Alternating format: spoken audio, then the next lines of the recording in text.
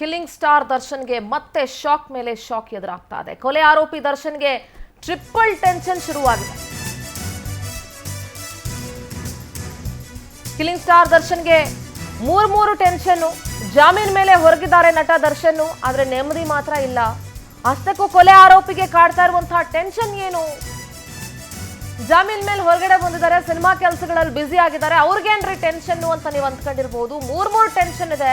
Tension number 1 ಏನು ಅಂತಂದ್ರೆ ದರ್ಶನ್ಗೆ ಸುಪ್ರೀಂ ಕೋರ್ಟ್ ಮೇಲ್ಮನವಿ ಚಿಂತೆ.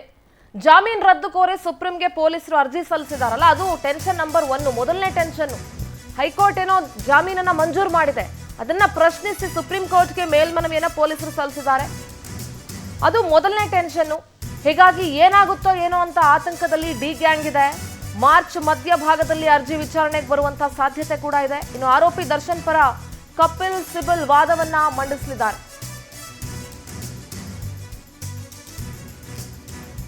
ಸುಪ್ರೀಂ ಕೋರ್ಟ್ ಮೇಲ್ಮನವಿ ಸಲ್ಲಿಸಿದಾರಲ್ಲ ಪೊಲೀಸರು, ಏನಾಗುತ್ತೋ ಏನೋ ಅನ್ನುವಂಥ ಚಿಂತೆ ಇದೆ. ಹೈಕೋರ್ಟ್ ಏನೋ ಜಾಮೀನು ಮಂಜೂರು ಮಾಡಿದ್ದಾರೆ, ಸುಪ್ರೀಂ ಕೋರ್ಟ್ ಏನ್ ಮಾಡಬಹುದು ಅನ್ನುವಂಥ ಚಿಂತೆ ಇದೆ ಡಿ ಗ್ಯಾಂಗ್ಗೆ.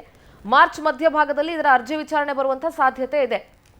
ಇನ್ನು ಎರಡನೇ ಟೆನ್ಷನ್ ಏನಪ್ಪಾ ಅಂತ ನೋಡೋದಾದ್ರೆ, ಈಗ ಆಲ್ರೆಡಿ ಗೊತ್ತು ದರ್ಶನ್ಗೆ ಅನಾರೋಗ್ಯ ಇದೆ, ಅದರಿಂದ ಮುಕ್ತಿ ಸಿಕ್ಕಿಲ್ಲ, ಬೆನ್ನು ನೋವಿನಿಂದ ದರ್ಶನ್ ಬಳಲ್ತಾ ಇದ್ದಾರೆ. ಆಪರೇಷನ್ ಮಾಡಿಸ್ಕೊಳ್ಬೇಕೋ ಇಲ್ವೋ ಇನ್ನೂ ಅದ್ರ ಗೊಂದಲದಲ್ಲೇ ಇದ್ದಾರೆ. ಆಪರೇಷನ್ ಮಾಡಿಸ್ಕೊಂಡ್ರೆ ಒಂದಷ್ಟು ದಿನಗಳ ಕಾಲ ಅಥವಾ ಒಂದಷ್ಟು ತಿಂಗಳುಗಳ ಕಾಲ ಬೆಡ್ ರೆಸ್ಟ್ ಅಲ್ಲಿ ಇರಬೇಕಾಗುತ್ತೆ. ಸಿನಿಮಾ ಕೆಲಸಗಳಲ್ಲಿ ತೊಡಗಿಸ್ಕೊಳ್ಳೋದು ಕಷ್ಟ ಆಗುತ್ತೆ. ಈ ಆರೋಗ್ಯದ ವಿಚಾರ ಇದೆಯಲ್ಲ, ಇದು ಎರಡನೇ ಟೆನ್ಷನ್. ಬೆನ್ನು ನೋವಿನಿಂದ ಬಳಲ್ತಾ ಇರುವಂತಹ ದರ್ಶನ್ಗೆ ಆಪರೇಷನ್ ಮಾಡಿಸ್ಕೊಳ್ಬೇಕಾ ಬೇಡವಾ ಅನ್ನುವಂಥ ಚಿಂತೆ ಇದೆ.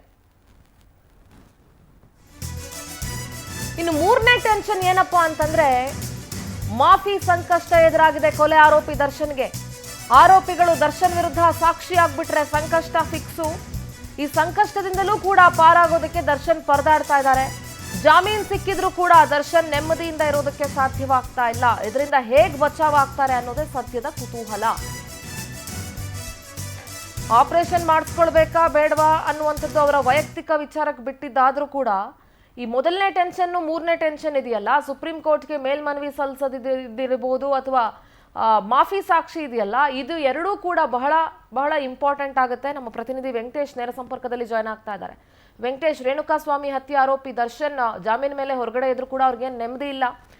ಮೂರು ಟೆನ್ಷನ್ಗಳಿದೆ. ಒಂದು, ಪೊಲೀಸರು ಸುಪ್ರೀಂ ಕೋರ್ಟ್ಗೆ ಮೇಲ್ಮನವಿಯನ್ನ ಸಲ್ಲಿಸಿರೋದು ಏನಾಗುತ್ತೋ ಅನ್ನುವಂಥ ಟೆನ್ಷನ್. ಇನ್ನೊಂದು, ಆಪರೇಷನ್ ವಿಚಾರ ಅವರ ವೈಯಕ್ತಿಕ ವಿಚಾರಕ್ಕೆ ಬಿಟ್ಟಿದ್ರು ಕೂಡ ಮೂರನೇ ಟೆನ್ಷನ್ ಈ ಮಾಫಿ ಸಂಕಷ್ಟ, ಮಾಫಿ ಸಾಕ್ಷಿಗಳೇನಾದ್ರೂ ದರ್ಶನ್ ವಿರುದ್ಧ ಆಗ್ಬಿಟ್ರೆ ಏನಾಗುತ್ತೆ ಅನ್ನುವಂಥದ್ದು. ಸೊ ಇದ್ರ ಬಗ್ಗೆ ಏನ್ ಹೇಳ್ತೀರಿ ವೆಂಕಟೇಶ್?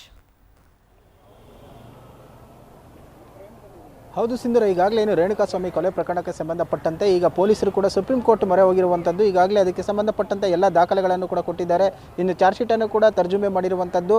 ಹಾಗಾಗಿ ಆ ಒಂದು ಸುಪ್ರೀಂ ಕೋರ್ಟ್ನಲ್ಲಿ ಕೂಡ ಈ ಒಂದು ಅರ್ಜಿ ಕೂಡ ವಿಚಾರಣೆಗೆ ಬರುತ್ತೆ. ಅಂದರೆ ಮುಂದಿನ ತಿಂಗಳು ಬರುವಂಥದ್ದು. ಇಷ್ಟು ದಿನಗಳ ಕಾಲ ನೆಮ್ಮದಿಯಾಗಿದ್ದಂಥ ನಟ ದರ್ಶನ್ಗೆ ಈಗ ಅದರ ಒಂದು ಸಂಕಷ್ಟ ಕೂಡ ಎದುರಾಗುತ್ತೆ. ಯಾಕಂತಂದರೆ ಈ ಒಂದು ಕೊಲೆ ಪ್ರಕರಣಕ್ಕೆ ಸಂಬಂಧಪಟ್ಟಂತೆ ಹೈಕೋರ್ಟ್ ನೀಡಿರುವಂಥ ಜಾಮೀನನ್ನು ರದ್ದು ಮಾಡಬೇಕು ಅಂತ ಹೇಳಿ. ಯಾಕೆ ಈ ಒಂದು ಜಾಮೀನನ್ನು ರದ್ದು ಮಾಡಬೇಕಂತ ಹೇಳಿದರೆ, ಈಗಾಗಲೇ ಆರೋಪಿ ಕೂಡ ಪ್ರಭಾವಿಯಾಗಿದ್ದು ಸಾಕ್ಷಿಗಳ ಮೇಲೆ ಪ್ರಭಾವ ಬೀರುವ ಸಾಧ್ಯತೆ ಇರುವಂತಹ ಹಾಗೂ ಈ ಕೇಸ್ನಿಂದ ಏನೆಲ್ಲ ಆದರೆ ಕೂಡ ನೆಕ್ಸ್ಟ್ ಏನಾದರೂ ಇಂತಹ ಕೃತ್ಯಗಳನ್ನು ಮಾಡಿದಂಥ ಸಂದರ್ಭದಲ್ಲಿ ಹಣ ಹಾಗೂ ಒಂದು ಅಧಿಕಾರ ಇದ್ದಂಥ ಸಂದರ್ಭದಲ್ಲಿ ಯಾರು ಕೂಡ ಹೊರಗಡೆ ಬರಬಹುದು ಅನ್ನುವಂಥ ಒಂದು ಸಂದೇಶ ರವಾನೆ ಆಗಬಹುದು ಅನ್ನುವಂಥ ಒಂದು ಮೆಸೇಜ್ ಪಾಸ್ ಆಗುವ ಸಾಧ್ಯತೆ ಇರುತ್ತೆ. ಹಾಗಾಗಿ ಇದನ್ನು ಏನು ಒಂದು ಹೈಕೋರ್ಟ್ ಕೊಟ್ಟಿರುವಂತಹ ಬೇಲ್ ಏನಿದೆ ಅದನ್ನು ರಿಜೆಕ್ಟ್ ಮಾಡಬೇಕು, ಮತ್ತು ಆರೋಪಿಗಳನ್ನು ಕಸ್ಟಡಿಗೆ ಕೊಡಬೇಕು ಅಂತೇಳಿ ಮನವಿ ಮಾಡಿಕೊಳ್ಳೋ ಸಾಧ್ಯತೆ ಕೂಡ ಇದೆ. ಈಗಾಗಲೇ ಅದಕ್ಕೆ ಅರ್ಜಿಯನ್ನು ಕೂಡ ಹಾಕ್ಕೊಂಡಿರುವಂಥದ್ದು. ಸುಪ್ರೀಂ ಕೋರ್ಟ್ನಲ್ಲಿ ಅದು ಅರ್ಜಿ ವಿಚಾರಣೆಗೆ ಬರುತ್ತೆ. ಇನ್ನು ನಟ ದರ್ಶನ್ ಪರವಾಗಿ ಕೂಡ ಕಪಿಲ್ ಸಿಬಲ್ ಅವರು ಕೂಡ ವಾದವನ್ನು ಮಾಡ್ತಾರೆ ಅನ್ನುವಂತಹ ಮಾತುಗಳು ಕೇಳಿ ಬರ್ತಾ ಇರುವಂಥದ್ದು.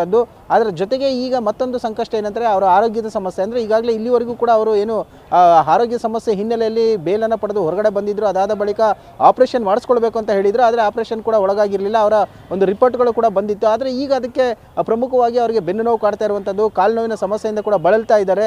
ಅವರ ಬರ್ತ್ಡೇ ದಿನ ಕೂಡ ಅವರು ಸೆಲೆಬ್ರಿಟಿಗಳಿಗೆ ಕೂಡ ಹೇಳಿದ್ರು, ಅಂದರೆ ಏನು ಒಂದು ಆರೋಗ್ಯದ ಸಮಸ್ಯೆ ಇರೋದ್ರಿಂದಾಗಿ ಯಾರು ಕೂಡ ಬರಬಾರ್ದು, ತುಂಬ ಹೊತ್ತು ಕಾಲ ನಿಂತ್ಕೊಳ್ಳೋಕ್ಕೂ ಕೂಡ ಕಷ್ಟ ಆಗುತ್ತೆ ಅಂತ ಹೇಳಿ ಕೂಡ ಒಂದು ಮನವಿಯನ್ನು ಮಾಡಿ ವಿಡಿಯೋವನ್ನು ಕೂಡ ಹರಿಬಿಟ್ಟಿದ್ರು. ಸೊ ಅದಾದ ಬಳಿಕ ಈಗ ಒಂದು ಮಾಫಿ ಒಂದು ಏನಿದೆ ಇದು ತುಂಬ ಪ್ರಮುಖವಾದಂಥ, ಯಾಕಂತ ಹೇಳಿದ್ರೆ ಈ ಒಂದು ಕೊಲೆ ಪ್ರಕರಣದಲ್ಲಿ ಪೊಲೀಸರು ಅಳವಡಿಸ್ಕೊಳ್ತಿರುವಂಥ ಒಂದು ಹೊಸ ಅಸ್ತ್ರ ಅಂತ ಹೇಳ್ಬೋದು. ಯಾಕಂದರೆ ಈ ಒಂದು ಪ್ರಕರಣದಲ್ಲಿ ನಟ ದರ್ಶನ್ ಸೇರಿ 17 ಜನ ಆರೋಪಿಗಳಿರುವಂಥದ್ದು. ಆ 17ರಲ್ಲಿ ದರ್ಶನನ್ನು ಹೊರತುಪಡಿಸಿದ್ರೆ ಉಳಿದಂಥ ಆರೋಪಿಗಳಿಗೆ ಈಗ ಬ್ರೈನ್ ವಾಶ್ ಮಾಡ್ತಾ ಇರುವಂತಂದರೆ ಈ ಪ್ರಕರಣದಲ್ಲಿ ತಮ್ಮನ್ನು ಯಾವ ರೀತಿಯಾಗಿ ಖುಲಾಸೆ ಮಾಡಬೇಕು ಅಂದರೆ ಈ ಪ್ರಕರಣದಿಂದ ತಮ್ಮನ್ನು ಕೈ ಬಿಡ್ತೀವಿ, ಈ ಪ್ರಕರಣಕ್ಕೆ ಸಂಬಂಧಪಟ್ಟಂತೆ ನಟ ದರ್ಶನ್ ಅವರ ಪಾತ್ರ ಏನು, ಅದರಲ್ಲಿ ಆಗಿರುವಂತಹ ಈ ಅಂಶಗಳು ಏನು ಅನ್ನೋದನ್ನು ತಾವು ಒಪ್ಕೊಂಡ್ರೆ ಈ ಒಂದು ಪ್ರಕರಣದಲ್ಲಿ ನಿಮ್ಮನ್ನು ಬಿಡ್ತೀವಿ ಅಂತ ಹೇಳ್ತಾ ಇದ್ದಾರೆ ಅಂತ ಹೇಳಿ ಅವರ ಪರ ವಕೀಲರು ಕೂಡ ನ್ಯಾಯಾಧೀಶರ ಮುಂದೆ ಹಳಲನ್ನು ತೊಡ್ಕೊಂಡಿದ್ದಾರೆ. ಒಂದು ವೇಳೆ ಏನಾದರೂ ಈ ಆರೋಪಿಗಳೇನಿದ್ದಾರೆ ಈ ಕೃತ್ಯದಲ್ಲಿ ಭಾಗಿಯಾಗಿಂತವರು, ಸೊ ದರ್ಶನ್ ಅವರು ನಮಗೆ ಈ ರೀತಿಯಾದಂತಹ ಒಂದು ಕೃತ್ಯವನ್ನು ಎಸಗೋದಕ್ಕೆ ಹಣವನ್ನು ಕೊಟ್ಟರು, ಈ ರೀತಿಯಾಗಿ ಮಾಡಬೇಕು, ನನ್ನ ಹೆಸರು ಎಲ್ಲೂ ಬರಬಾರ್ದು ಅಂತ ಹೇಳಿದ್ರು ಅಂತ ಏನಾದರೂ ನ್ಯಾಯಾಧೀಶರ ಮುಂದೆ ಹೇಳಿಕೆ ಕೊಟ್ಟಿದ್ದೆ ಆದರೆ ಈ ಪ್ರಕರಣದಲ್ಲಿ ನಟ ದರ್ಶನ್ ಅವರಿಗೆ ಶಿಕ್ಷೆ 100% ಅಂತಲೇ ಹೇಳ್ಬೋದು. ಆ ರೀತಿ ಆಗದೆ ಅದು ಆಗಬಹುದಾ ಅನ್ನುವಂಥ ಚಿಂತೆಯಲ್ಲಿ ಕೂಡ ನಟ ದರ್ಶನ್ ಇದ್ದಾರೆ. ಒಂದು ಕಡೆ ಸುಪ್ರೀಂ ಕೋರ್ಟ್ನಲ್ಲಿ ಮತ್ತೆ ಬೇಲ್ ಅರ್ಜಿ ವಿಚಾರಣೆಗೆ ಬರುತ್ತೆ ಅಂದರೆ ಈಗ ರದ್ದು ಮಾಡಬೇಕಂತ ಹೇಳಿ ಮತ್ತೊಮ್ಮೆ ಆರೋಗ್ಯದ ಸಮಸ್ಯೆ ಈಗ ಇದಂತ ಆಗಿರುವಂಥದ್ದು ಸಿಂಧೂರ. ಓಕೆ, ಥ್ಯಾಂಕ್ ಯು ವೆಂಕಟೇಶ್ ನಿಮ್ಮೆಲ್ಲ ಮಾಹಿತಿಗೆ.